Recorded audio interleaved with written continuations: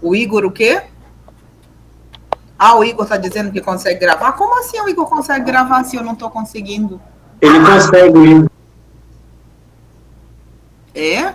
Mas aí o domínio vai ficar com ele, né? Deixa ele gravar, então.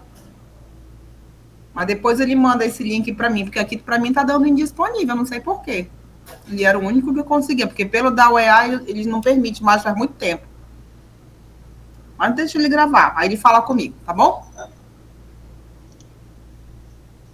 Então, vírus hepatotróficos, o que é que nós temos? Vírus da hepatite A, B, C, D, E. Então, tem algumas coisas que a gente precisa olhar em relação a essas particularidades desses vírus, tá? O que é o hepatotrófico? São aqueles vírus que têm tropismo pelo fígado. Mas nem tudo de hepatite viral é por esses vírus. Você pode ter outros tipos de vírus, né? Entre os não hepatotróficos, a gente tem aqui o do Epstein-Barr, que também, vez por outra, ele causa problema. Só que as hepatites, elas podem ser de diversas causas, né? Ela pode ter hepatites medicamentosas, né? Tóxicas, tá? Essas tóxicas, elas podem ser, inclusive, tem alguns relatos em relação a plantas consideradas naturais, né? Chá de boldo em excesso pode se tornar tóxico se for em excesso, tá? Mas a gente pode ter bactérias, pode ter fungos, que eventualmente aí podem dar problemas. E tem as hepatites autoimunes também. Só que hoje o nosso foco é hepatites virais, tá?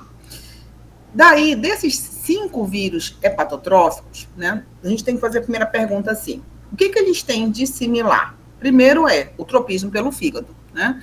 Segundo, de que outras características a gente tem que ver? Relação à forma de transmissão, tá? Período de incubação e que tipo de dano que ele causa no fígado. Se é um dano só inflamatório leve, se é um dano inflamatório moderado a grave, se ele tem uma evolução só para aguda ou se ele tem uma fase aguda que vai evoluir para cronicidade, porque isso vai variar entre eles, tá? E o constituinte do DNA desse vírus, né? Se é um vírus de RNA ou de DNA, o conteúdo genético, melhor dizendo, né? Então, aí, desses 5 vírus, a gente tem aqui, ó, vírus da hepatite A, B, C, D, E. Só tem um vírus desse que é de DNA, tá? Então, a gente grava o único que é de DNA. Por quê? Porque é mais fácil, né? Então, os restantes todos vão ser de RNA. Então, a, B, C, D, E, o vírus B é o único que é de DNA, tá? Isso é importante porque o DNA, ele tem uma estabilidade molecular maior, melhor do que o RNA, né? Então, o vírus de RNA, ele se degrada, B de bola, Matheus. O vírus da hepatite B de bola é o único que é de DNA, tá? Os demais é tudo RNA. Então, ele é mais estável. Então, até a disponibilidade dele biológica no ambiente dura mais tempo. Então, se você tiver um sangramento de alguém em cima de uma mesa, que você foi lá e limpou e não limpou direito, se tiver vírus vivo ali ainda, ele pode durar 48, 72 horas, tá? É por isso que se fala assim, ó, cuidado com o alicate lá da manicure. Por quê? Porque a gente pode pegar, né, a transmissão do vírus da hepatite B ou até mesmo da hepatite C através de um alicate. Alguém que era portador do vírus e que estava com uma carga viral de média para alta, foi lá na manicure, tirou, né, a cutícula, tirou um bifezinho, sangrou. Se não houver uma esterilização, e a gente precisa de autoclave para isso, e os bons salões, né, já tem todos autoclaves, são regulamentados. Se não for dessa maneira, se for só uma higienização, não vai matar o vírus. Você pode chegar lá 2, 3 dias depois e ainda se contaminar. Então, esse é um cuidado que a gente tem que ter, tá? Então, a primeira coisa para a gente observar é isso. Daí a gente vai ver as outras particularidades entre eles, tá? Vírus de hepatite A e vírus de hepatite E de elefante, são parecidos, são bem parecidos. Por quê? Porque eles têm períodos de incubação semelhantes, tá? Ambos são vírus de RNA, são o da hepatite A aqui, família picornavírus, mas o período de incubação é parecido. Para o vírus da hepatite A, o período de incubação vai de 2 a 6 semanas. No vírus da hepatite E de elefante, isso pode chegar até 8 semanas. Então, de qualquer forma, é bem parecido. E como é que é a transmissão? É a mesma, é igual, tá? Via fecal oral, considerando-se água e alimentos contaminados, ok? Ambos têm outra particularidade, que eles não evoluem para a cronicidade. Vírus da hepatite A, vírus da hepatite E, se tiverem que dar problema, eles vão dar problema em fase aguda, porque eles não têm essa característica de evolução para a cronicidade, ok? A grande maioria das infecções pelo vírus da hepatite A, elas são brandas, frustras, assintomáticas ou oligossintomáticas, quando presentes os sintomas ainda. Então, não cronifica. 10%, em alguns dados da literatura chegam a falar até 15%, que exibem sintomatologia clínica. E que sintomas são esses? Podem ser sintomas bem brandos, tipo vômito, né, um desconforto abdominal, um pouco de febre, né, um pouco de diarreia, e passa despercebido, passa como uma virose qualquer. E você não tem nada que seja mais chamativo para você suspeitar de uma infecção pela hepatite A. Outros não. Outros, ainda dentro desse percentual dos 10%, pode ter sintomas que são mais efetivos em relação a você suspeitar, que é aquele que vai ter uma alta inflamação do fígado, ter uma alta carga viral, pode gerar obstruções dos canais intrahepáticos, gerando icterícia, né? Aí vai apresentar colúria, então a pele, né, pode estar bem amareladinha, tanto suave ou até aquela mais intensa, até com as escleras bem amareladas, colúria, aquela urina escura, guaraná escuro, ou até cor de Coca-Cola, por causa da alteração no metabolismo hepático e com lesão também de hemácias, tá? Então, esses são aqueles quadros intensos que você suspeita e que vão estar, obviamente, presentes também. Um pouco de vômito, pode ter diarreia, pode ter febre, pode ter desidratação. Então, tem esses sintomas que estão ali presentes e pode fazer você suspeitar, tá? Raramente isso ocorre de maneira grave, fulminante. A grande maioria, sim, ou está sem sintomas ou tem sintomas brandos. Isso é um fator muito importante que levou o Ministério da Saúde a, durante muitos anos, embora já houvesse no Brasil a presença da vacina contra a hepatite A disponível no sistema privado, ele foi muito resistente em fazer com que essa vacina fosse agregada no calendário do PNI, né, do Programa Nacional de Imunizações, vinculado ao Ministério da Saúde. Mas aí a pressão foi grande e de uns anos para cá, já tem bastante anos, que 2005 para cá, eles acabaram aceitando isso e implementando, incluindo dentro desse calendário, né? Porque havia essa resistência por isso. A maioria não dá problema, ela é autolimitada, ela não cronifica, e os que derem problema, é possível ser detectado o diagnóstico e, se precisar, internação, se precisar, outros tipos de tratamento, tá? Como a maioria dos sintomáticos são bem brandos, então, grandiosíssima parte deles, o tratamento é intradomiciliar. Com o quê? Com, a gente chama de sintomáticos, né? Você dá o tratamento para os sintomas do paciente, mantém ele bem hidratado, mantém ele com uma alimentação branda, tá? E observa em casa. São raros os casos que você vai precisar de internação, são raríssimos os casos que você vai precisar de imunomoduladores, isso é exceção da regra, tá? Então, existe até uma conversinha assim que falava de antigamente, meu filho estava com hepatite, o que você vai dar? Toma leite condensado, né? Come goiabada. Por quê? Porque, na verdade, é para ter uma alimentação branda, de fácil digestão, que não sobrecarregue, né, o fígado, não sobrecarregue a necessidade de produção de mais enzimas, para permitir com que o parênquima hepático se recupere. E aí as pessoas entendiam isso como dar bastante açúcar, né? Para dar bastante energia, e tacava leite condensado. A gente sabe que isso não é bem assim, é para dar uma hidratação boa, fazer o sintomático, se tiver vômito, fazer medicação para o vômito, sobretudo hidratar e não sobrecarregar na alimentação, principalmente no que cerne alimentação gordurosa, ok? Bom, o diagnóstico, como é que a gente dá diagnóstico disso? Primeiro que a gente só dá diagnóstico daquilo que a gente suspeita, tá? Então, para você solicitar uma sorologia, você tem que suspeitar. Mas o diagnóstico de confirmação, para você ver, né, se realmente o causador do problema é o vírus da hepatite A, é a sorologia,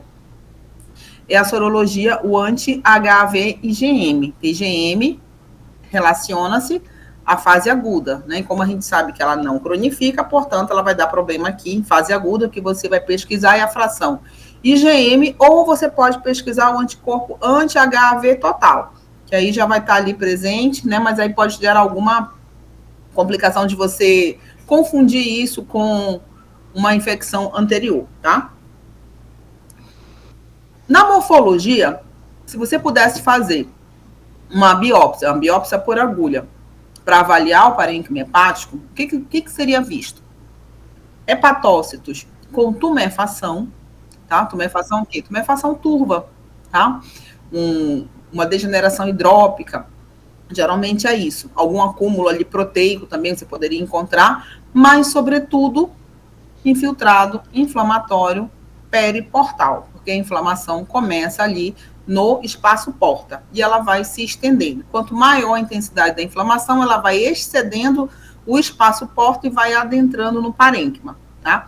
Quando isso ocorre em fase aguda, que é o caso daqui, então a sintomatologia, a obstrução, ela vai depender muito disso, da correlação com a carga viral e a intensidade desse padrão inflamatório, porque isso pode vir acompanhado de edema, de congestão, né, de muita inflamação e de obstrução dos ductos. Aí você começa, além do dano hepático, obviamente, da tumefação, né? E aí você começa, então, a desenvolver aqueles sintomas e pode, inclusive, ter um fígado bem aumentado de tamanho. Um dos marcadores que se utiliza para avaliar o dano hepático, tá, é o ALT, tá? ALT, né, que seria o nosso TGP, que vai dizer o quê? Ele fala sobre o dano hepático. Então, quanto maior o ALT, significa o quê? Significa que aquele hepatócito, ele está sob o processo de inflamação, ele está sendo agredido, tá? E por isso que é nessa linha aqui do gráfico, ó, a gente tem a intensidade, né, o valor aqui, a quantidade viral, e o espaçamento em semanas, tá? Então, perceba o que a gente tem aqui, ó. Em amarelinho, nós temos a viremia. Essa viremia diz respeito aqui à multiplicação do vírus.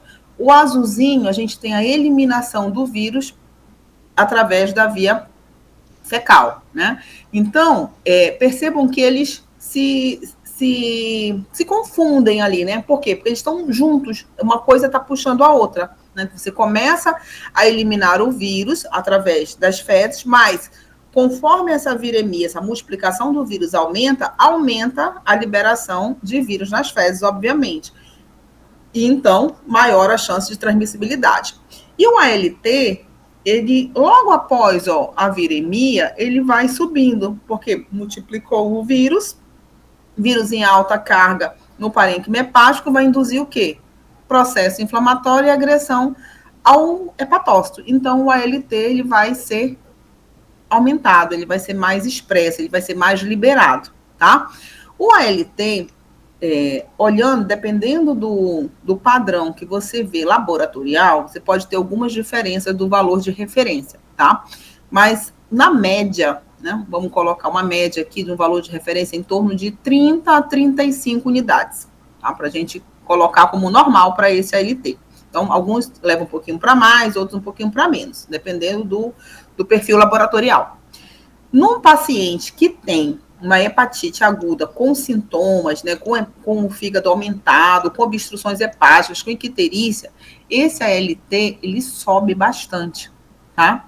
Ele pode chegar, desse valor que a gente colocou aí como referência, em torno ali de 35, ele pode chegar a 200, a 500, 600, 800, 1.000, 1.200, tá? Conforme a intensidade da replicação do vírus e o dano hepático, ok? Então, ele é um marcador extremamente importante para você fazer essa avaliação clínico-laboratorial inicial, né? Na suspeição. Você viu uma criança, provavelmente é uma criança, adolescente ou adulto jovem, né? Vamos colocar aqui uma criança que está, né, com dor abdominal, com vômito persistente, com diarreia, começou a apresentar uma alteração na coloração da urina e você começou a perceber a pele dela um pouco mais amarelada, ou na palpação, o fígado parece um pouco mais aumentado, você vai fazer a solicitação do ALT e ele vai vir alto, né? Então, tão alto assim, de uma maneira abrupta, sem ter nenhuma alteração de doença prévia anterior, nada, é altamente suspeito de uma hepatite. Pela faixa etária, hepatite A seria a sugestão. Essa quantidade, esse perfil de pacientes, né, crianças e adolescentes com hepatite A, eles, obviamente, têm diminuído por causa da implementação da vacina. Isso é um bom sinal, mas a gente sabe que, mesmo com a vacina, isso ainda aparece, né? Então, na suspeição, você vai solicitar e a confirmação, ela vai vir através de quê? Através da sorologia, né? E a sorologia que marca a resposta inicial de ser agudo é o IgM, que é o que está aqui, ó. Então, percebam que o anti-HV IgM, ele vai começar aqui a subir, ó, conforme inicia a replicação viral, né? E aí ele vai, ó, já no pico do ALT, ele já está em crescimento, né? Então, eles têm um pico um pouquinho depois do ALT, mas depois ele vai começar a descer. E à medida que ele vai descer, é quando vai tendo a resposta de diminuição da replicação viral, né? E restabelecimento parênquima hepático. E em contrapartida, né, a sua fração IgG, que é a que vai perdurar, que é o que vai gerar a cicatriz sorológica, ela vai subindo mais lentamente, né? Devagar, mais lentamente, enquanto você tiver como a fase aguda, o que vai prevalecer é o IgM, tá? Depois, o IgM vai baixar até se tornar indetectável e o IgG é o que vai permanecer, ok? Então, esse IgG, ele pode ser adquirido ou por uma resposta vacinal ou por uma imunidade natural de quem teve uma infecção pelo vírus da hepatite A, que a maioria das pessoas não vai nem saber que teve, né? Porque teve aquele quadro brando, né? Uma febrezinha, um pouco de vômito, um pouco de diarreia, mas não teve um quadro clássico. E às vezes só descobre mesmo com a sorologia, ok? Aqui voltando, né, só para a gente ver ó, o aspecto do vírus, tá? Arredondadinho, é um vírus simples, um vírus de RNA, tá? Desde 1995 já tem vacinas, né, contra o vírus, mas no Brasil não foi nessa época que foi implantado no PNI, foi muito depois, tá? Então aqui, só para a gente raciocinar, ó, porque é assim que a gente vai avaliar, tá? A avaliação na prova para vocês, ela é quadro clínico, né, o que ele está apresentando, e a sorologia, ou para confirmar, ou para dizer se é cicatriz sorológica, então, essa interpretação. Então, veja um paciente aqui que tem IgG negativo e IgM negativo, qual é a interpretação sorológica dele? É suscetível, né? Teve uma infecção prévia, uma infecção recente? Então, precisamos ver. Quem tem o IgG positivo e o IgM negativo é o quê? Pode ser história natural da doença, que já teve um dia, ou pode ter sido vacina.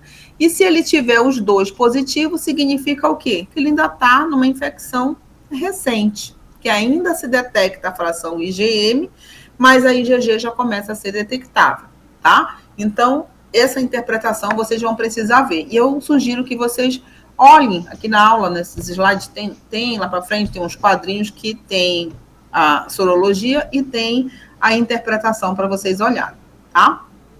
O vírus da hepatite B, né? Esse aqui a gente tem que ter uma atenção muito boa. Por quê? O vírus da hepatite B cronifica. A maioria cronifica? Não. Graças a Deus, não. Aqui, a minoria cronifica, tá? Mas, dos que cronificam, eles podem ter evoluções clínicas diferentes. Você pode ter replicação viral presente, ou você pode ter um vírus que não está replicando, mas que está ali ainda presente. Obviamente, quanto maior a carga viral, maior a chance de transmissibilidade, né? Então, a gente tem que olhar como é que funciona isso aqui. Então, aqui nós estamos diante de um vírus de DNA, família Hepatinaviridae, período de incubação longo, de 4 a 26 semanas. 4 a 26 semanas, se fizerem as contas, isso chega aqui até 6 meses. Então, isso é absolutamente importante de vocês gravarem. Por quê? Porque você pode estar diante, no dia de hoje, avaliando um paciente, né, levando em consideração essas formas de transmissão, que é a vertical, através do parto, principalmente, tá? Parenteral, que pode ser por transfusão, pode ser por pequenos ferimentos, né? acidentes intra-hospitalares e a via sexual.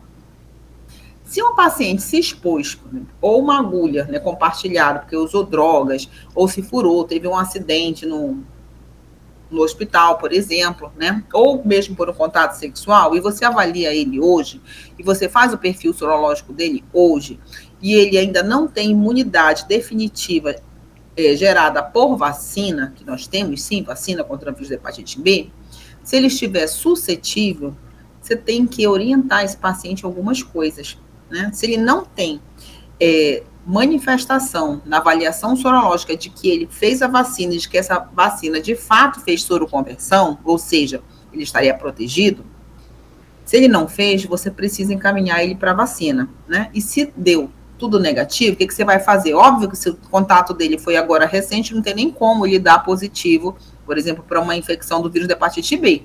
Se ele teve um contato sexual ou mesmo um acidente por agulha. Semana passada, você faz o teste sorológico dele hoje e dá positivo para o vírus da hepatite B, tenho certeza que não foi esse contato da semana passada, não. Isso aí já estava de um outro período, é que ele não sabia, ele tomou conhecimento agora, tá? Agora, deu negativo, você tem que orientar o paciente, não está vacinado, encaminhar para a vacina e seguir o acompanhamento. Por quanto tempo? Vocês têm que seguir esse acompanhamento, levando em consideração esse período de incubação, que chega até 6 meses, ok? Porque muitas coisas podem acontecer, né, dentro desses 6 meses. Características aqui do que pode acontecer quando a pessoa se infecta com vírus da hepatite B. Você pode ter uma infecção aguda, uma hepatite aguda, com recuperação e eliminação do vírus, tá? Recuperação com eliminação do vírus. Isso significa, essa eliminação do vírus, ela conversa com a mudança do perfil sorológico seu. Ou seja, você teve uma infecção, interagiu com o vírus, né, que pode ter dado sintomas ou não, mas você foi capaz de ter um sistema imune efetivo para gerar uma resposta imune de proteção. Isso é o que acontece com a maioria das pessoas, graças a Deus. Tem um contato, tem uma infecção aguda, que pode ser branda, pode ser frustra, ou pode ser sem sintomas, né? Só uma alteração, uma reação interparenquimatosa hepática, mas que não foi nem grande o suficiente para gerar sintomatologia clínica, tá? E o paciente evolui com a eliminação do vírus e desenvolvimento do perfil sorológico natural, de cura, né, natural. Ou, né, o paciente pode ter essa reação aguda, essa fase aguda, que passa meio que despercebido, e evoluir para a fase crônica. Nessa fase crônica, não são todos iguais, tá? Você pode ter uma hepatite crônica não progressiva. O que é não progressiva? Quando fala progressiva aqui, é no sentido de continuar replicação viral, inflamação e progressão para o dano final, que é o quê? Uma cirrose, tá? Então, hepatite crônica não progressiva. O paciente tem o vírus, tem inflamação, esse vírus replica, mas está replicando mais lentamente, e não evolui para a cura, mas também não está com alto dano hepático. Ele está controlado, vamos colocar assim. Podemos ter a outra versão, que é a hepatite crônica progressiva, evoluindo para cirrose. E nesse caso, você tem alta replicação viral, inflamação intensa, deposição de tecido conjuntivo por causa da inflamação, que é persistente, e essa evolução ela está sendo tão exuberante que ela está indo em direção à cirrose. O que é a cirrose? É a fibrose hepática difusa, que delimita o parênquima hepático em nódulos, que podem ser macronódulos ou micronódulos, tá? Mas delimita. E esses nódulos estão o quê? Circundados por tecido conjuntivo, tá? Isto é reacional a algum dano inflamatório, que neste caso aqui é a infecção crônica pelo vírus da hepatite B.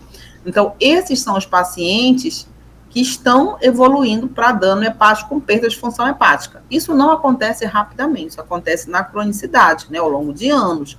Pode levar 5, 10, 15, 20 anos, dependendo da carga viral, dependendo da resposta imune do paciente.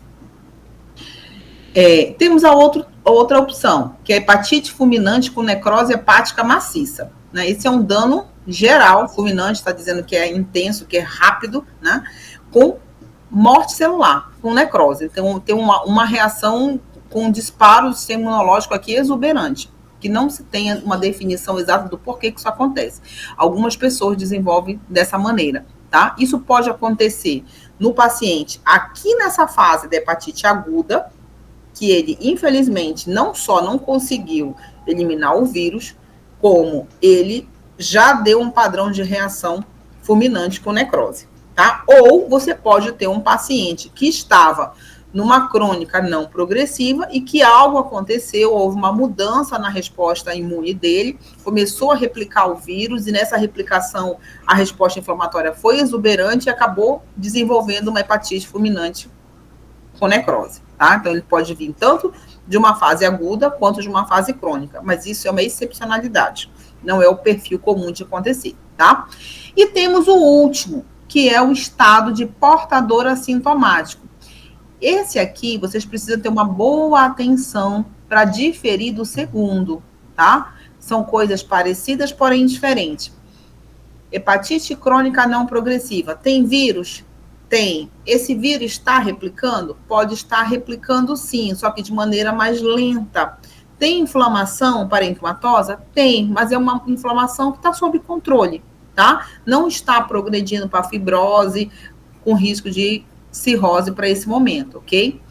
Já o estado de portador assintomático, o que nós temos? Tem vírus? Tem. Está replicando? Praticamente não, ou muito, muito, muito lentamente. Só que o paciente não foi capaz de eliminar o vírus. Se você faz a pesquisa do do antígeno do vírus, você vai dar sempre positivo, tá?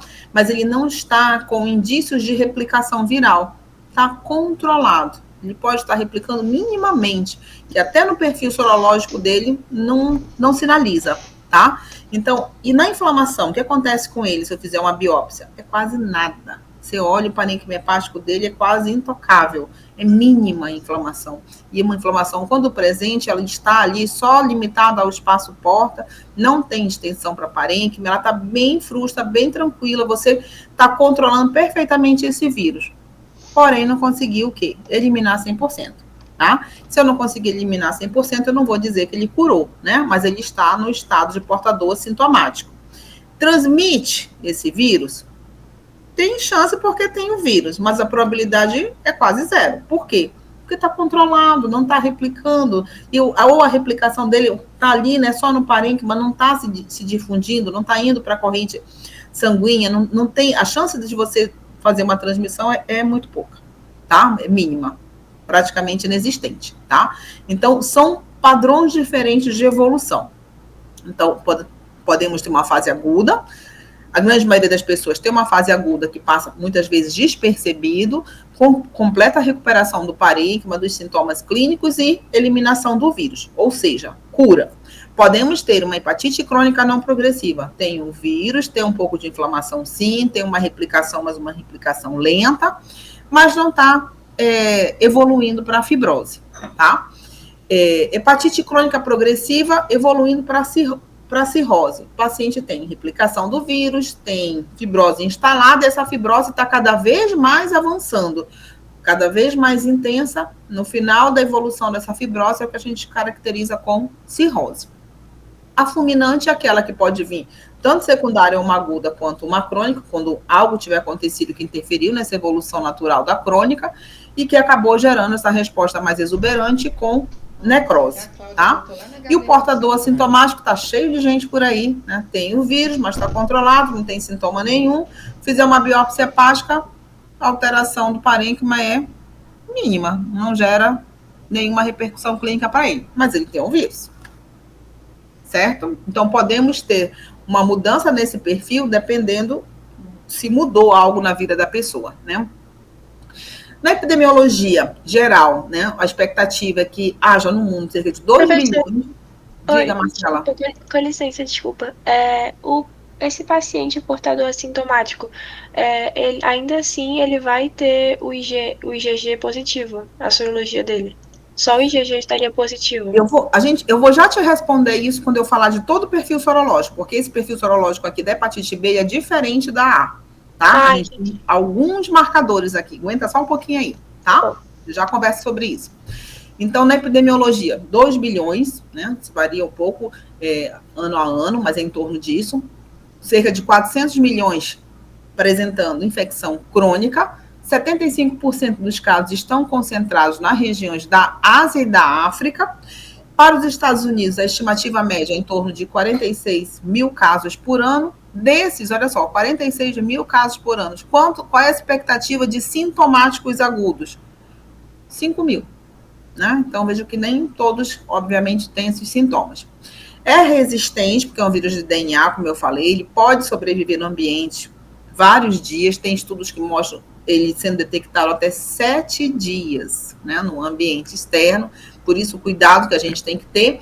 E o risco, né, de entrar em contato no sangue através de uma picada de agulha, um pequeno machucado que gere algum sangramento, né, isso leva a um risco de infecção que vai variar entre 5% a 40%, tá, nas pessoas que não são vacinadas. Esse risco, ser menor, ser maior, vai depender do tipo de agravo que teve, né, qual foi o tipo de forma de ferimento, tinha sangue vivo, foi um ferimento maior, foi um ferimento menor, né? O paciente tinha alta carga viral, que estava ali eliminando esse vírus. Então, todos esses padrões é o que vai interferir nessa variação em relação a essa chance de 5% a 40% de infecção, tá? Quando a gente olha esse risco, para hepatite C e para o HIV, olha só como é menor. Hepatite C, o risco é de 3% a 10%, enquanto que do HIV vai de 0,2% a 0,5%. Então, a probabilidade de você se contaminar com algum objeto perfurante que esteja ali presente o vírus é maior para hepatite B do que para o HIV ou para hepatite C, tá? Mas temos que ter cuidado. Tem vacina, né? São 3 doses da vacina. As crianças já recém-nascidas já saem da maternidade com a primeira dose feita. Quem não fez, quem perdeu o cartão, você pode procurar a unidade de saúde para fazer a sua vacina, tá? Não pode deixar de ter o padrão completo. Então, aqui nós temos, em relação a essa distribuição, né, um risco mais alto, a prevalência, melhor dizendo, mais alta da infecção do vírus está nas áreas azuladas, tá? Então, aqui onde a maior concentração está nessa parte da Ásia e aqui na África também, mas nós temos outras regiões aí. Um risco intermediário, o Brasil, ele tem, não, no mapa do Brasil aqui, ó, variando entre alto e intermediário. Nós aqui na região norte, a gente está na parte do maior probabilidade, né? Mais alto risco.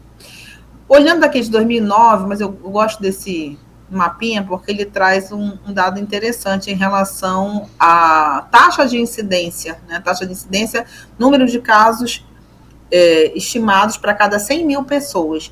Então, aqui a região do Acre, que é uma região de fronteira, que costuma ter uma alta relação com essas doenças infecciosas, tá? Então, vamos lá, né? Vamos olhar para as características do vírus. Então, o vírus de DNA, família Hepadinavirida. O vírus maduro, ele é conhecido também como partícula de Dani, então tenham atenção a isso nas provas em geral, não estou falando só da UEA, provas fora, porque às vezes fala partícula de Dani, ele está se referindo aqui ao vírus maduro da hepatite B, tá? Tem uma proteína central, que a gente chama de core, e tem um núcleo capsídeo, que é o antígeno C, que está lá interno. Esse antígeno C a gente chama de HBCAG. AG significa antígeno, né? E tem uma glicoproteína externa, um invólucro, que é um antígeno HBS, tá? Então, o vírus da hepatite B de bola, diferente do A, que a gente vê só, né, um antígeno, considera só um antígeno externo e o anticorpo que vai ser produzido contra esse antígeno. É simples assim. Aqui não. Aqui a gente tem um vírus que é em camadas, parece camadas de cebola. E nessas camadas a gente tem antígenos. Então, se você teve um contato natural com o vírus, teve uma infecção aguda, por mais que você tenha ficado naquele grupo que se recupera e vai para a cura, você vai desenvolver uma resposta imune, vai desenvolver anticorpo. Contra que fração do vírus? Contra as frações dessas camadas, tá? É isso que a gente vai olhar, Marcelo. Então, quais são os antígenos e quais são os anticorpos que são produzidos contra esse antígeno. Então, aqui é um pouquinho mais detalhado. Então, olhando para o vírus, aqui nós temos, ó, é como se a gente visse ó, uma camadinha externa, um invólucro, aí tem um núcleo capsídeo e tem o interior desse vírus, que é onde se encontra o DNA, é o core do vírus, tá? Olhando ele de maneira esquemática, o que a gente vai ver? Percebam esse antígeno externo aqui, ó. Esse antígeno externo que faz esses pezinhos, essas projeções aqui, nós conhecemos ele como HBsAg. Imaginem esse vírus como o ovo, tá? Então, isso aqui é a casca do ovo, ok? Tá do lado de fora. Pelo lado de dentro, nós temos esta proteína interna aqui, que é esse outro antígeno, chamado de HBcAg. Ele está aqui por dentro, tá? E dentro, lá no interiorzinho, lá no miolo, a gente tem o core, que é o DNA, tá? Então, o DNA está aqui dentro. Só que tem mais um outro antígeno, que chama HBeAg, que não está mostrando aqui. Só que este é o desenho esquemático do vírus. Por que não está mostrando? Por quê? Imaginem vocês, a casca do ovo da galinha é dura, né? Se eu pensar num ovo de galinha, se o ovo ficar podre, se ele estragar, a parte interna, ela vai se degradar, ela vai sendo reabsorvida, mas na natureza vai restar quem? A casca do ovo, porque ela é mais rígida, ela é mais dura. Então, toda a parte interna, ela pode ter se dissolvido, pode ter se degenerado, ter sido reabsorvida. Mas a casca do ovo, ela é a última que some, né? Aqui não é diferente, tá? Então, qual é o antígeno que a gente pesquisa, tá? Para ver se o vírus está presente ou não? É o da casca, tá? Porque é o último que some. É a casca do ovo. Quem sou eu? HBsAg. Qual é o que está mais interno? É o HBcAg. Mas eu falei que tem mais um antígeno. Onde está? Ele não está aqui. Por quê? Porque ele é um antígeno que ele não tem uma estrutura. Ele é um antígeno solúvel, degradado. Ele está aquoso ali. Ele não tem uma estrutura molecular estável. E da onde ele vem? Ele vem da degradação desse antígeno aqui, ó, do HBcAg. Quando o vírus está replicando, né, ele vai produzindo esses antígenos, né? Então, ele vai duplicando o DNA e vai produzindo essas proteínas que são chamadas de antígenos aqui. Só que esse HBcAg, ele é instável, ele se degrada. E na hora que ele se degrada, ele gera um outro antígeno, que é um antígeno solúvel, que é o antígeno E, que não tem a ver com o vírus da hepatite E, ele tem a ver aqui com esse antígeno do B. Então, a gente chama ele de HBeAg. HBeAg. Vai ficar um Ezinho minúsculo no lugar desse C aqui, tá? Por que ele nunca é desenhado? Porque ele não está aí. Naturalmente, logo de início, ele não está aí. Ele depende da produção dessa proteína do HBcAg e ela se degradar para gerar esse E. Tá? Só que é um antígeno. E os anticorpos são produzidos contra os antígenos. Então, nós vamos ter anticorpo contra quais antígenos? Contra a casca do ovo, chamado de anti-HBs. Contra essa proteína interna, que vai ser o anti-HBc. Né? E vamos ter contra o que gerou a partir desse HBc, que é o anti-HBe, ok?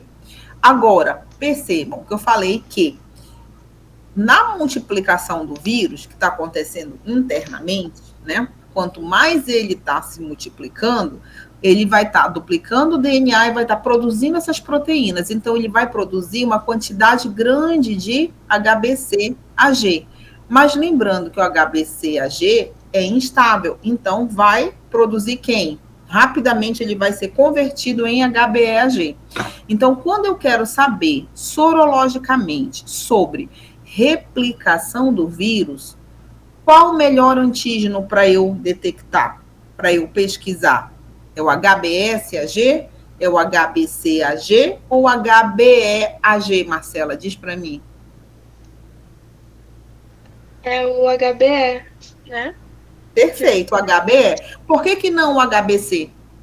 Porque ele vai ser degradado no próprio HBE, então não vai ser encontrado. Perfeito. Então, ele é um antígeno para o qual a gente não gasta dinheiro, tá? Porque se você dosar ele, o que vai adiantar? Você não vai adiantar nada para você. Agora, o que vem de resposta contra ele, que é o anticorpo, esse a gente dosa, tá? Então, a gente vai olhar agora isso no gráfico, tá? Então, aqui vejam que tá só para a gente ver aqui, né? O que são os antígenos detectáveis? HBsAg, HBeAg e o próprio DNA do vírus, que a gente vai fazer carga viral, né? Fazer o PCR do vírus. Todo paciente que é detectado como portador do vírus da hepatite B, da hepatite C, que chega lá no tropical, ele não vai fazer só sorologia, não se iludam, ele vai fazer carga viral, ele vai fazer o PCR, tá? Mas, sorologicamente, nós somos capazes também de avaliar essa questão da replicação do vírus através desses marcadores de antígeno e anticorpo. Quais são os anticorpos? O anti-HBs, o anti-HBc e o anti-HBe. E, dependendo da fase, obviamente que esses anticorpos vão ter fração IgM e fração IgG, fase aguda e fase crônica. Né? Vamos para o gráfico. A maioria das pessoas, como eu falei, vão ter a fase aguda e daí elas vão conseguir eliminar o vírus e vão curar. Então, seria esse o gráfico aqui que a gente vai analisar. Então, o que nós temos aqui nessa linha de base? Evolução em meses até aqui, ó. Aqui já veio 12 meses, depois aqui 24 meses. Então, até aqui eu tenho 6 meses, daqui para cá mais 6 meses, né? Completando o ano, depois 2 anos. Então, temos essa linha. E aí nós temos, então, ó, a relação dos sintomas, né, com a eliminação do vírus e a replicação do vírus com o dano hepático. O dano hepático representado por quem aqui? Pelo ALT. Da mesma maneira que eu avalio lá no A, o ALT é um marcador de função hepática mais fidedigno que conversa com dano hepático, tá? Então, o ALT vai disparar também. E o que nós temos aqui, ó? HBsAg. Quem é o HBsAg? É a casca do ovo. Lembra que a casca do ovo é a mais dura, é a última que some na natureza, quando o ovo morre, fica podre, né? Então, enquanto a gente detectar HBsAg, significa que o vírus está presente. O que não quer dizer sozinho se o vírus está replicando ou não. Portanto, HBsAg não fala em replicação viral. Quando a gente faz no paciente lá na UBS o teste rápidozinho, fura o dedinho, vai lá, teste rápido, pesquisa para vírus da hepatite B. Qual é o antígeno que está pesquisando ali? É esse, HBsAg. Deu positivo naquela triagem? O que isso quer dizer? Que o paciente, naquele exame de triagem, naquele teste rápido, detectou que ele é portador do vírus. Até prova o contrário. Pode ter sido até um erro ali, não sei. Vamos ter que confirmar isso aí, né? Mas considerando que está correto, o que diz ali é que ele tem o vírus da hepatite B. Ponto. Mas ele não fala mais nada além disso. Ele não fala se ele está replicando, ele não fala se ele está numa fase aguda, ele não fala se ele é um portador assintomático, ele não fala mais nada. Ele só diz isso. Tem o vírus. Ponto. Aí, no outro retângulo aqui embaixo, o que nós temos? O HBV-DNA, que é para representar o DNA do vírus, e o HBeAg. Percebam que vamos olhar aqui o HBeAg, né? Ele deixou de aparecer antes de ter parado de aparecer o HBsAg. Por quê? Porque ele vai ser positivo enquanto o vírus estiver replicando. Parou a replicação do vírus, vai diminuir a liberação do HBeAg, depois vai até parar, tá? Então, o que vai falar em replicação é isso aqui, tá bom?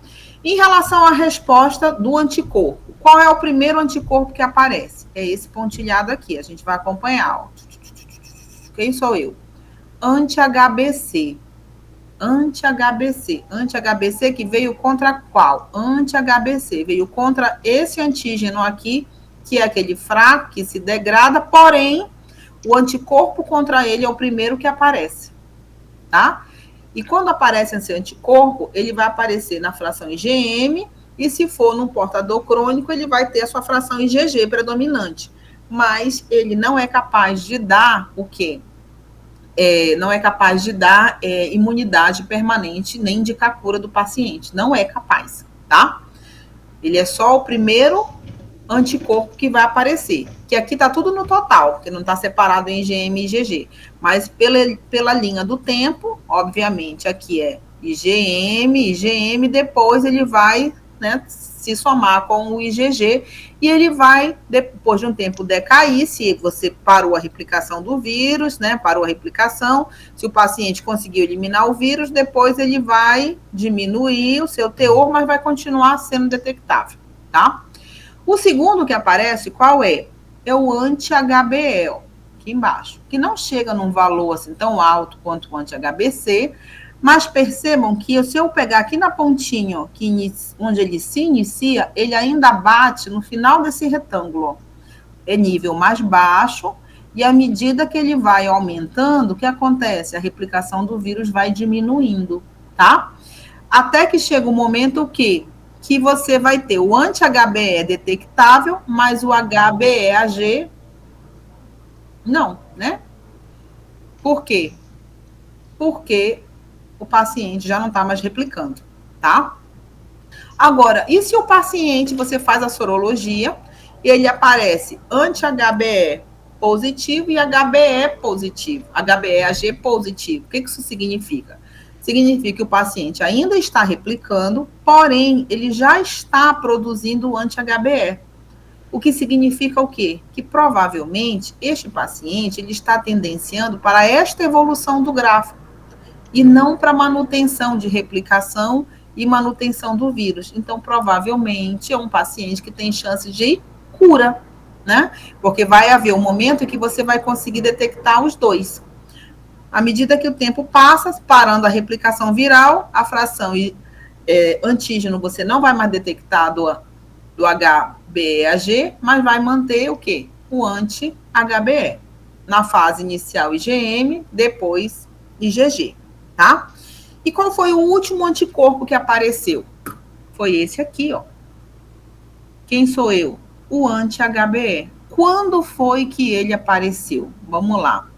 Se eu pegar aqui o início dele, ó, subir bem aqui.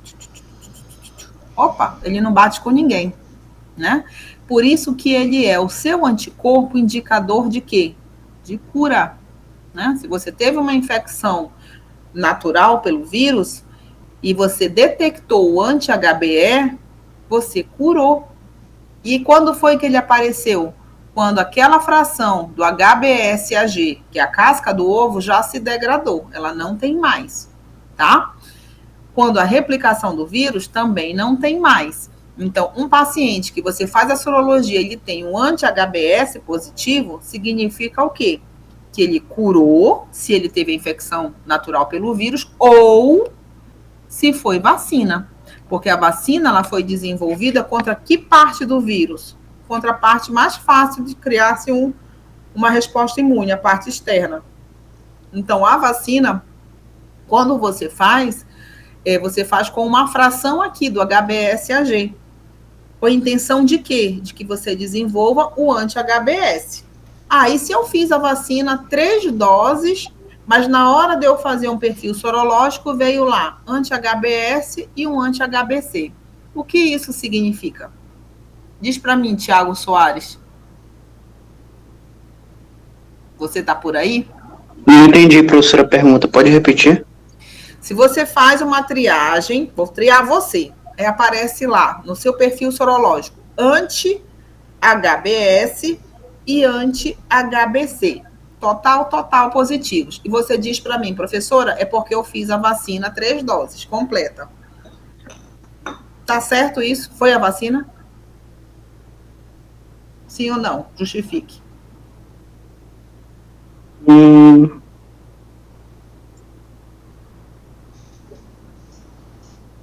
anti-HBS pode aparecer em caso de cura ou vacinação, né? E o anti-HBC é o primeiro anticorpo que aparece. Mas em caso de infecção natural, certo? Certo. Então, se você diz assim, professor, eu vacinei 3 doses da vacina e a minha sorologia deu anti-HBS positivo e o anti-HBC positivo, foi a vacina. E eu vou dizer, não, Tiago, não foi a vacina. Porque o anti-HBC só aparece quando é infecção natural, no caso. Perfeitamente. Você pode até ter vacinado, mas em algum momento da sua vida, quando você não sabe, que você não lembra, que você já passou despercebido, mas em algum momento você teve infecção pelo vírus. Aí a pergunta é, mas curou? Sim ou não? Tiago. Eu acho que aí teria que... Não sei, professor. Eu ia falar do H, eu ia falar do IgG, mas a senhora falou que são outros marcadores, então... No total, estava usando só o total aqui para raciocinar. Curou, sim ou não? Acho que não. Curou. Eu acho que não. Curou? Curou. Por que eu estou te afirmando isto? Porque você só vai desenvolver o anti-HBS, esse gráfico não diz respeito à vacina, ele diz respeito a quê? A imunidade natural adquirida pelo contato com o vírus, certo? E ele só vai aparecer quando o vírus não estiver mais replicando e você não tiver mais a casca do vírus, tá? Mas o anti-HBC, ó, ele pode permanecer aqui, ó. Entendeu? O que você não vai ter é o antígeno. Agora, se tu insistir comigo, mas professora, foi a vacina, eu vou dizer, não foi. Não foi, porque eu sei que em algum momento da sua vida, que eu não sei quando foi, o vírus passou por aí. Como é que eu posso dizer isso? Porque o anti-HBC está positivo. E a vacina não faz isso. Mas está doente? Não. Tem o vírus? Não. Tá? Agora vamos colocar uma outra situação. Pergunta aí, Igor. Professora, esse anti-HBS então, ele é obrigatoriamente do vírus, né? Não é da vacina, não. O anti-HBS, nesse caso que eu coloquei aí, neste exemplo, você quer dizer, né? Nesse exemplo. Sim, certamente. A vacina ela entrou como coadjuvante, não dá nem para a gente avaliar qual o papel dessa vacina em melhorar isso ou não. Não é possível avaliar isso. Tá?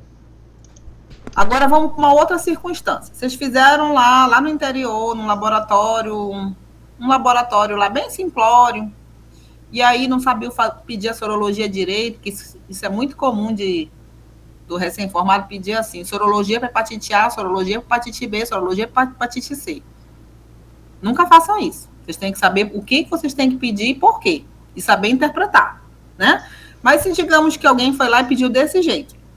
E aí veio assim. HBsAg positivo, anti-HBC total positivo, anti-HBS total positivo.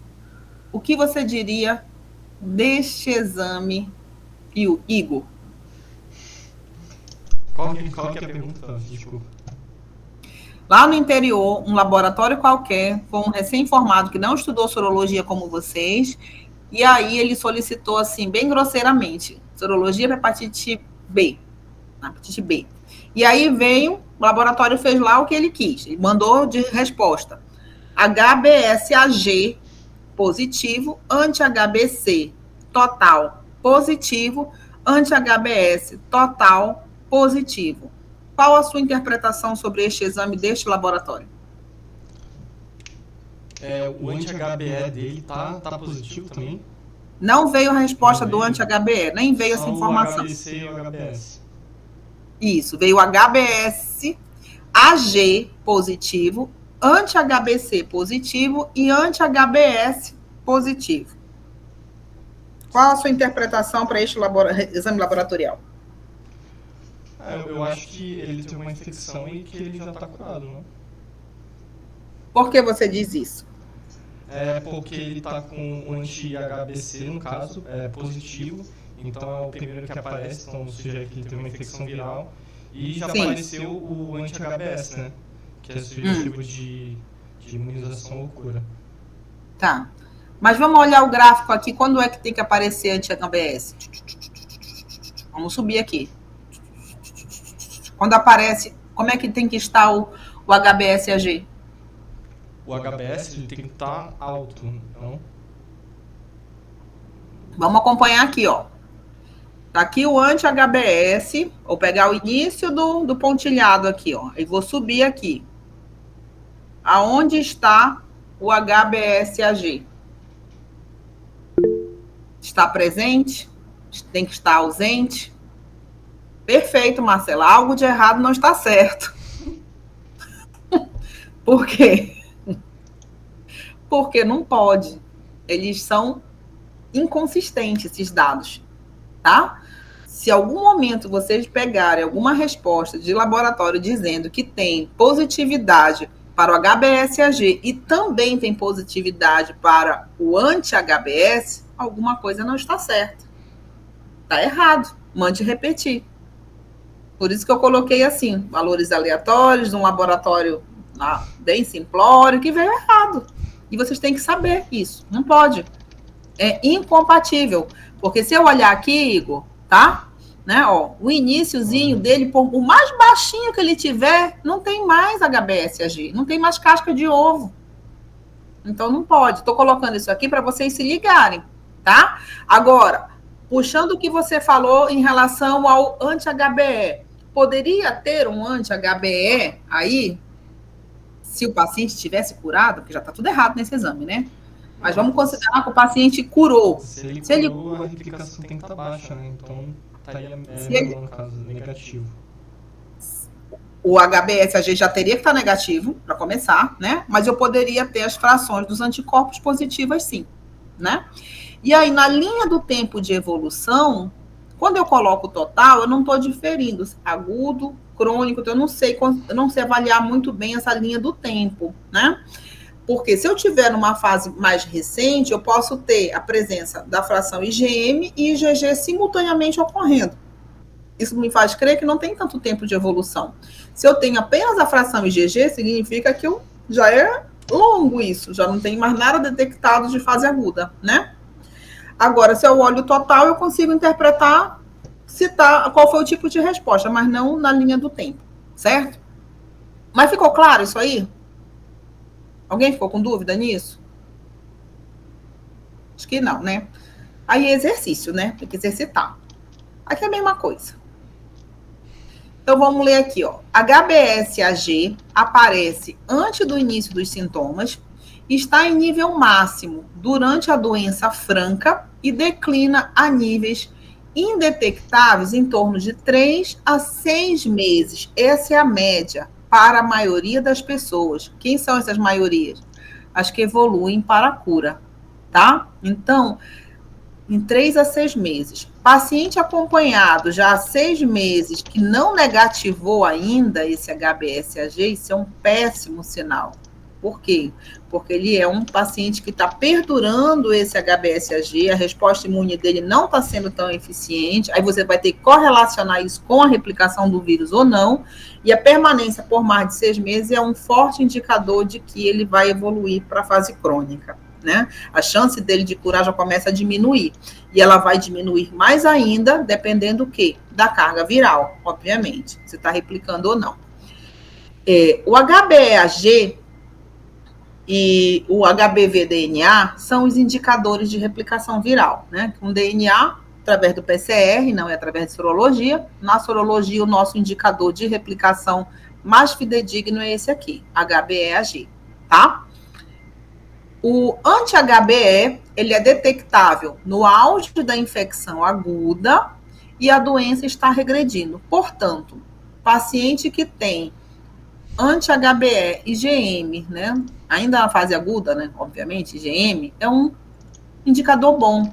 Mesmo se eu ainda tiver a presença do HBeAg, sim. Por quê? Porque significa que a tua resposta imune está começando a ocorrer, portanto, você está com chances de quê? De controlar a replicação do vírus e evoluir para a cura, tá? Isso é um indicador bom. O anti-HBs, fração IgG, ele não se eleva até que a doença aguda tenha terminado. E ele pode persistir durante toda a vida. A fração IgM, ela é bem branda, ela é rápida, tá? Então, é por isso que geralmente quando a gente dosa a fração total, ok? Para não gerar muito erro de interpretação. mas ela vai se elevar quando se encerrar a replicação do vírus, né? Se encerrar aquela fase aguda e você não tiver mais o antígeno HBS, ok? Por isso que, se vocês verem a coexistência de HBsAg com o anti-HBS, alguma coisa de errado não está certo. Tem que repetir. Padrão inflamatório vai variar, tá? Então, pode ser alta carga viral, maior inflamação, obviamente, né? Mas o que a gente vê é hepatose e apoptose, que é o que está aqui indicado na seta. Aqui tem uma outra área pingada de inflamação, e isso vai variar de acordo com o paciente. Aqui um pouquinho mais de área inflamatória, uma degeneração turva, tá? Sutil. E para o paciente azarado, que não vai para cura, o que acontece com ele? É esse gráfico aqui, ó. Esse gráfico, ele está separado aqui em meses, 6 meses até aqui, depois ele já corta para anos. Então, o que nós temos? Na fase aguda, o ALT aqui com pico, né? Que vai variar um pouquinho. Temos o primeiro anticorpo aqui, ó, aparecendo aqui na fase aguda, e a tendência de se manter elevado por mais tempo, conforme o vírus está presente. E o HBsAg está aqui, ó, esse retângulo. Percebam que ele está indo de meses, evoluindo para anos, e ele continua aqui, ó, né? Vai embora. A replicação viral, representada aqui pelo HBsAg, ela está ocorrendo, né? Então, está acompanhando a replicação, mas em um dado momento, esse paciente aqui, ele passou a controlar, né? Parou a replicação, ó.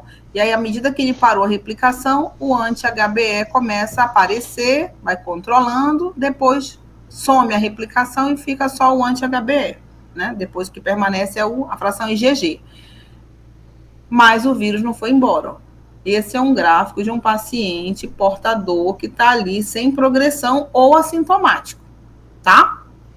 Ele está aqui, ó, está controlado, mas o vírus não foi embora. Então, olhando para cá, ó, nós temos aqui fase aguda. Ó. Na fase aguda, nós temos HBsAg, que indica a presença do vírus, positivo. HBeAg, fase aguda, está replicando, positivo. Aí temos o anti-HBc, IgM e IgG. Se é na fase aguda, fração IgM positivo e IgG negativo. Depois isso vai mudar, né? E o anti-HBs, jogando aqui a fração IgG, porque aqui é estável, aqui vai permanecer, negativo. Por que negativo? Porque o paciente ainda está aqui na fase aguda, presença do vírus, tá? Aí nós temos as duas frações de cronicidade aqui. A ativa, que tem replicação de vírus, né? E a crônica inativa, que está controlada. Ambas foram para a crônica, portanto, ambas têm o vírus. Portanto, HBsAg positiva para as duas versões, tá? O HBeAg é o indicador de replicação, então ele vai dar positivo na crônica ativa, tá aqui. E a crônica inativa, aquela que tá branda, frusta, né? Ela vai dar negativo. Anti-HBc, fração IgM e IgG. Se eu tô falando de crônica, fração IgM para ambos negativa, fração IgG positivas. E o anti-HBs continua aqui negativo nas duas porque tem vírus. Ela não vai aparecer, tá? Curado. O que acontece? Se curou, eliminou o vírus. Se eliminou o vírus, HBsAg negativo. Portanto, também não tem indicador de replicação viral, negativo. Anti-HBc, IgM, se está curado, normalmente a IgM ela já está suprimida, o que permanece é o quê? É o IgG, positivo. E o anti-HBs, IgG ou o total, né, que também pode ser o total, positivo, tá? Então, positivo aqui. E o pós-vacina? Pós-vacina, que realmente foi a vacina que te deu a tua soroconversão. Então, não teve contato natural com o vírus. E não tem vírus, né? Então, HBsAg negativo, HBeAg negativo, e aqui que tá aquela conversa, ó, né? Poderia ser para analisar essa relação de contato com o vírus prévio. Tanto o anti-HBc quanto o anti-HBe também serviria. Não importaria de você usar o anti-HBe, né? Mas, olhando aqui para o anti-HBc, Se é pós-vacina e foi apenas a vacina que fez a soroconversão, está negativo. E quem está positivo é o anti-HBS, tá? Deu para ficar claro isso? Acho que sim, né? Ninguém perguntou nada. Isto aqui vocês vão exercitar, tá? Aí eu não vou exercitar com vocês. Vocês vão passem uma, deixa fechadinho o quadro aqui, ó. Aí vocês vão interpretar aqui. Depois tem a respostinha aqui do lado, tá? Façam esse exercício aí para vocês solidificarem e tirarem as dúvidas de vocês. Qualquer dúvida, vocês me perguntam. Vamos lá para hepatite C. Hepatite C não tem vacina, tá? Sumiu a tela? Oxe. Só para ti, John? Alguém tá vendo a tela? Alguém responde para mim? Sim. Sim o quê? A tela tá aparecendo. Tá aparecendo. Acho que foi uma variação de internet aí. Eu vou tirar, o Vitor tá dizendo que sumiu, eu vou tirar aqui e botar de novo. Parar. E vou apresentar de novo. Ah, voltou. Vai voltar já já. Vai ver aqui. Vamos compartilhar de novo. Estão vendo? Ok? Ok. Então, o vírus da hepatite C não tem vacina, não terá vacina, não na minha geração, acho que não na geração de vocês, quem sabe para o filho de vocês. Por quê? Porque, diferentemente do vírus da hepatite B, que é em camadas, o da hepatite C, se eu quiser representar a superfície do vírus, eu vou fazer assim, ó, como as garras do Wolverine. Tem um monte de epítopes na superfície. E para cada epítopezinho desse, tem ramificações. E cada ramificação desta é um antígeno, tá? Então, já se tentou fazer vacina contra esse vírus, só que nenhuma das vacinas, aqui, ó, essa aqui é a representação, tá? Os epítopes de superfície. Você tem antígenos principais, geralmente 6 antígenos principais, e para cada um deles você tem várias ramificações. Então, precisa ter uma vacina que gere uma resposta contra alguns destes antígenos, mas que seja capaz de te proteger, de te gerar imunidade definitiva. E nenhuma conseguiu fazer isso até agora, tá? Portanto, quando a gente vai fazer a triagem, né, o que a gente pesquisa normalmente? Né, se eu vou fazer o perfil sorológico, eu pesquiso o anti-HCP. Oi. Desculpa, com licença, é porque eu e algumas outras pessoas estamos tendo problema para ver seu slide. Tem como a senhora só parar a apresentação e voltar rapidinho, só para testar uma coisa? Tem sim, eu vou tirar aqui. Tá bom, obrigada. E vou colocar de novo. Ou talvez se a gente tentar sair da chamada rapidinho, quem tá tendo esse problema, e a senhora aceita de novo. Não sei se nem preciso aceitar, tá entrando automático. Ah, então tá, eu vou tentar de novo aqui também. Vou partilhar aqui de novo. Tá normal? Para mim também tá normal. Vamos só esperar ela entrar de novo, tá? Marcela entrou de novo. E aí, Marcela? Ok, para mim. Já. Já? Beleza. Agora aparece para mim, obrigado. Obrigada. Então, olhem só, né? Então, quando vocês vão pensar na estrutura, na superfície estrutural do vírus, é isso aqui que vocês têm que ter na cabeça, tá? É como se fossem vários filetes. Filetes. Cada filetinho desse é um antígeno. Então, não vai ter como fazer vacina. Não foi ainda possível. Se criou uma vacina, entre aspas, né? Porque é um indicador de que faz você reagir a produzir um anticorpo contra alguns desses antígenos. Mas eles não foram capazes de te proteger, né? Então, não tem como você fazer uma vacina que não tem uma resposta técnica efetiva. Então, não tem vacina. Então, o que a gente pode fazer para se proteger contra esse vírus? Saber como é que são as formas de transmissão e tentar se proteger. É isso que a gente pode fazer. Então, é um vírus, um hepacivírus, da família Flaviviridae. Vírus de RNA, portanto, é um vírus que tem menos estabilidade, tá? Se degrada com mais facilidade. A transmissão, ela é feita através das mesmas formas da hepatite B, então por contato sexual, por transfusões, ferimentos cortantes, tá? Da via vertical também, são as formas de transmissão, são a mesma. 15% dos casos são considerados de transmissão sexual. Frequentemente, a fase aguda é bem branda mesmo, que você não detecta, tá? Período de incubação de 15 a 150 dias, chega a quase 6 meses. Então, é bem parecido ali com o da hepatite B, tá? Cronificação já é o inverso da hepatite B. Quanto da hepatite B cronifica? Em torno de 10 a 15%, tá? Em alguns locais de alta prevalência chega um pouquinho mais.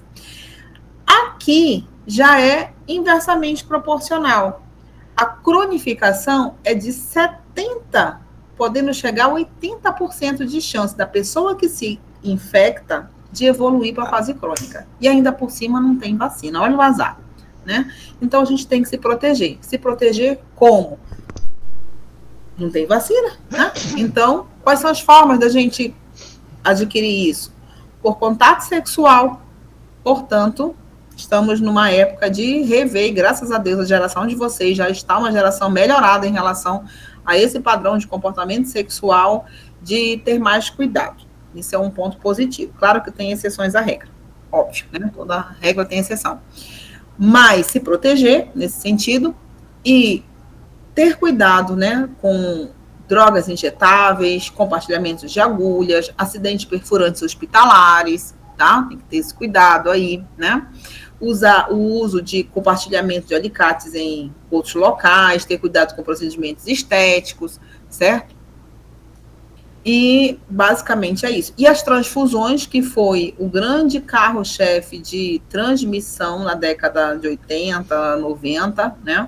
Hoje isso praticamente não existe mais por causa do controle rígido que se tem, pelo menos no nosso país, né, se tem em relação às transfusões sanguíneas. Eles são testados para muitas doenças, incluindo a hepatite C. Mas quando a hepatite C não era conhecida, isso foi um dos motivos reais das pessoas se contaminarem com esse vírus, tá? Pelas transfusões sanguíneas, os hemofílicos, principalmente, que faziam transfusões recorrentes. Então, o período de incubação aqui, nesse tempo, é longo, né? E a evolução para a cirrose, ela é variável, tá? Ela vai conversar também com a sua resposta imúnica e com a carga viral, e pode levar entre 5 a 20 anos. Se você tiver qualquer doença, né, ou outro agravo que mexa na sua imunidade, você pode acelerar esse processo e fazer com que essa evolução para a cirrose seja mais rápida.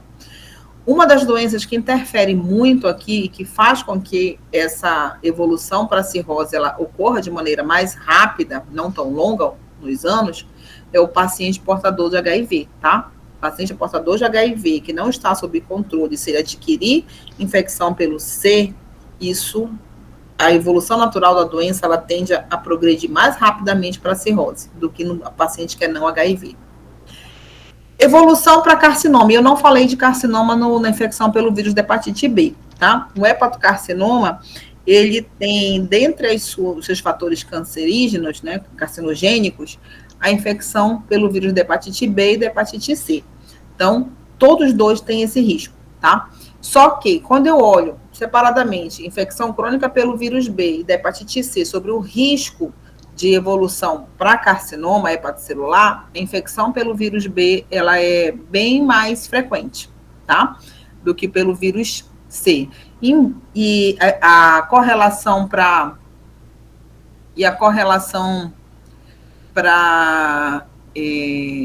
cirrose, ela tende a ser mais comum relacionada ao vírus B. Deixa eu só ler o que a Vanessa colocou aqui. Está sem energia. Ficamos sem energia. Ok, mas vai ficar gravado, tá, Vanessa? Por isso que a gente tá... O Igor conseguiu gravar. Se o Igor depois me manda esse domínio aí. Se não conseguir, eu boto uma aula anterior que eu tenho gravada de uma outra turma. Mesma aula, só vai mudar os alunos, tá? Mas a gente vai tentar botar essa aqui para vocês. Certo? Então, a distribuição, ela é mundial, ela é um problema de saúde pública, né? Passamos por esse problema da vacina, que nós até agora não temos. Acho que o dia que for lançada a vacina contra hepatite C vai ser uma glória. Diga, Thiago. Só essa última parte aí que eu não entendi muito bem. Para evoluir para carcinoma é mais comum nasceu na B. Na B, tá? É relação de risco. Qual é o risco maior na infecção crônica de evolução para hepatocarcinoma? O vírus da hepatite B ou o vírus da hepatite C? É o vírus da hepatite B de bola, tá? Mas todos os dois são carcinogênicos para o fígado, ok? E outra coisa que também é carcinogênica para o fígado, né, é a própria cirrose, que pode ser uma cirrose por outra causa, que nem seja por infecção pelo vírus nem B, nem C, ele também é um risco para hepatocarcinoma, tá? Então, distribuição ela é mundial, ok? Tem no Brasil, a estimativa é de 1 milhão de casos por ano, tá? Isso aqui já um dado aqui de 2017 do Brasil, né? E uma estimativa de 2018 pela OMS. E a taxa de incidência por ano no Brasil de 3 mil, né, por ano, com mortalidade ali em torno de 3 mil também. Tem uma alta mortalidade, ok? E a distribuição no país, ela é parecida. A taxa de incidência no Acre, ela tende a ser também maior, tá? O Acre aqui, ele sofre bastante com isso, viu? Área de fronteira, tanto para hepatite B quanto C. Então, esse é o vírus, E aqui a gente está vendo essa pirâmide invertida, porque é essa a evolução, ó. Hepatite aguda, que é subclínica na maioria dos pacientes, mais de 70%, né? Então, vai variar aí de 70% a 80%. Tem alguns trabalhos longínquos em área de alta prevalência que fala até um pouquinho mais, que seria no risco de evolução para cronicidade.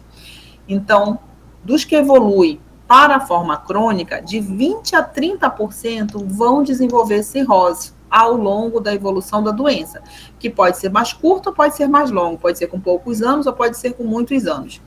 Dos que chegam em cirrose, cerca de 2% ao ano vão evoluir para falência hepática, dano hepático, ou podem também desenvolver câncer hepático, tá? Desses que evoluem para esses dano hepático maior, 30% a 80% evoluem para óbito, tá? Então, é uma doença realmente agravante. E quanto mais problema hepático você tiver, ou uma doença genética, uma doença fibrosante, né? Alguma doença metabólica, alcoolismo, tudo isso ajuda a piorar esse processo, tá? O gráfico, ele é mais simples. Então, como a gente não tem essa relação de ver essa evolução de resposta pelo anticorpo, o que vocês têm aqui nesse gráfico? A evolução em semanas, né? Representando aqui o ALT, aquele pico relacionado à fase de replicação viral, que traria sintomas para o paciente, e que na maioria não é muito alto, é baixo isso aí, tá? E do ladinho a gente tem aqui 2 anticorpos, tá? Anti-C22-3, né? E esse anti-C100 aqui, ó. São 2 exemplos de anticorpos contra 2 antígenos daquela árvorezinha que a gente viu lá, daqueles microfilamentos, tá? 2 anticorpos. São vários anticorpos que são desenvolvidos. Agora, como saber se dentro do grupo dos anticorpos, se o paciente evoluiu para cura ou não? Que a gente sabe aqui, né, nesse gráfico, ó, de 70% a 80% vão evoluir para cronicidade. E o restante vão curar. Né? Como é que eu vou saber se curou? Então, quando você vai fazer a triagem do paciente, se você vai fazer a sorologia, o que a gente pesquisa? Pesquisa o anti-HCV. Anti-HCV. Você não vai colocar anti-HCV IgM, nem IgG, nem esses nomezinhos aqui complicados, não, tá? É só o anti-HCV. Porque o laboratório faz um apanhado, tá? Ele faz um apanhado como alguns grupos desses anticorpos. E ele vai te dar uma resposta. Se vier positivo esses anticorpos, o que isso vai indicar?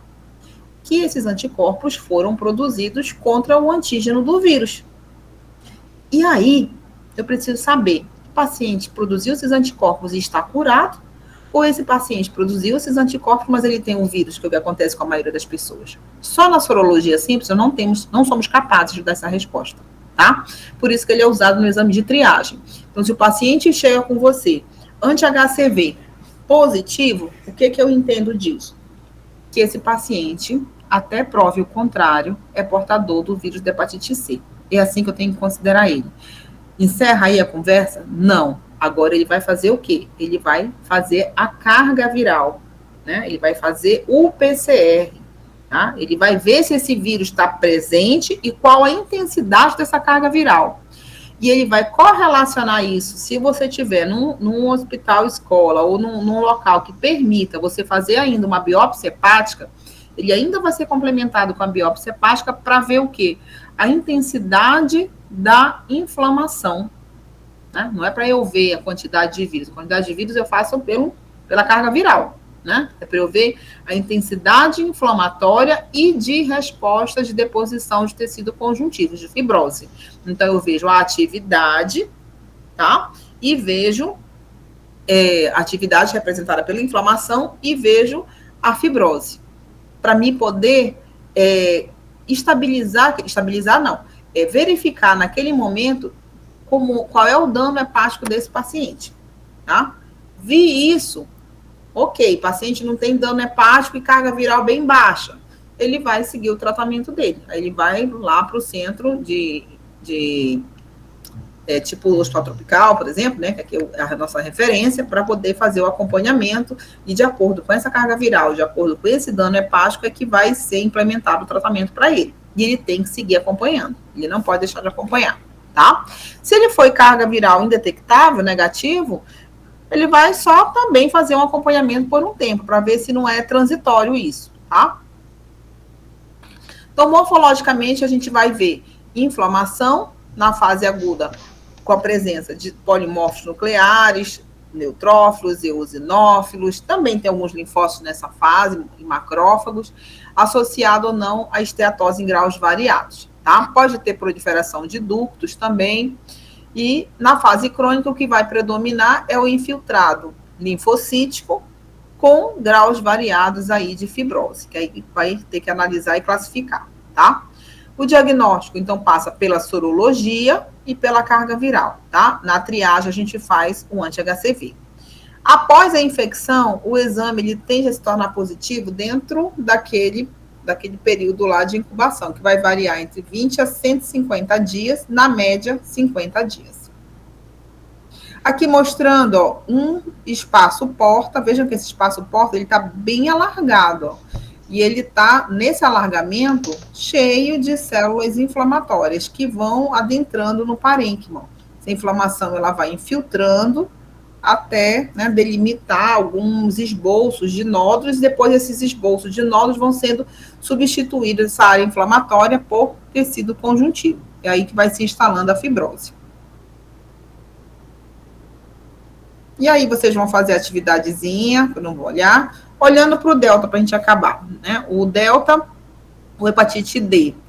Hepatite D de dado, ela é uma infecção, esse vírus é um vírus, Maria vai com as outras, tá? Por quê? Porque ele sozinho não serve para nada. Para nada, nada, nada. Ele não sabe existir sozinho, tá? Ele não trabalhou a sua solitude, ele só trabalha a sua solidão, tá? Ele precisa de quem? De um companheiro. E o companheiro dele é o vírus da hepatite B, ok? Então, ele é causado por um vírus delta, que é um chamado provírus. Por que um provírus? Porque ele sozinho, ele não consegue se multiplicar. Se você adquirir naturalmente esse vírus delta, e você não tiver o vírus da hepatite B, para ele poder colocar esse RNA dele dentro daquela estrutura do vírus B, para que ele se junte, se funda com o DNA do vírus B, ele vai morrer. Você não vai ter sintomas, você não vai progredir nessa infecção, nada vai acontecer, tá? Porque ele não vai se replicar, tá? Igual um boleto, que você fez uma inscrição, emitiu o boleto, e tá ali esperando até a data do vencimento para você pagar. Se você não pagar, perde a efetividade, né?